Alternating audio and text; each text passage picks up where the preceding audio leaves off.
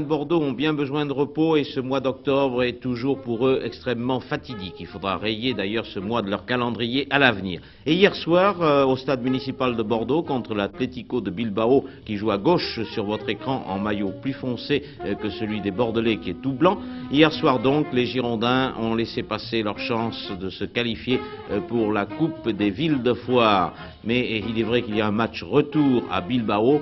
Seulement, comme les Bordelais l'entameront avec un handicap de 2 buts, évidemment, on peut penser que leurs chances sont maintenant fort minces. Les Bordelais qui jouaient sans Kweku, sans Ruiter, sans Chorda et qui avaient encaissé un premier but ici par Rojo sur un tir remarquable. Montes n'a pu rien faire, Calleja a beau protester.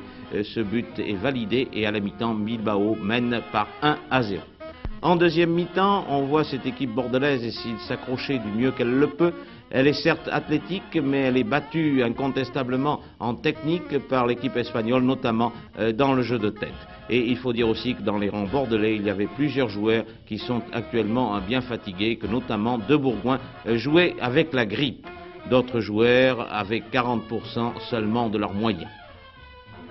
Et coup d'assommoir au début de cette deuxième mi-temps, c'est un but d'Arrieta pour les Espagnols.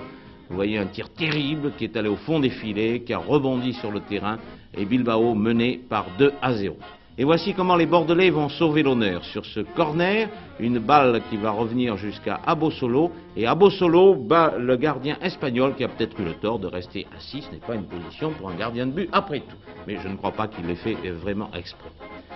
Et sur la fin de la rencontre, alors qu'on pouvait encore espérer l'égalisation pour les Bordelais, les Espagnols qui manipulent très bien la balle, vous voyez que leurs passes sont précises, elles sont sèches et leurs tirs sont fulgurants. Les Espagnols donc marquent leur dernier but par Uriarte et triomphent ainsi des Bordelais par 3-1.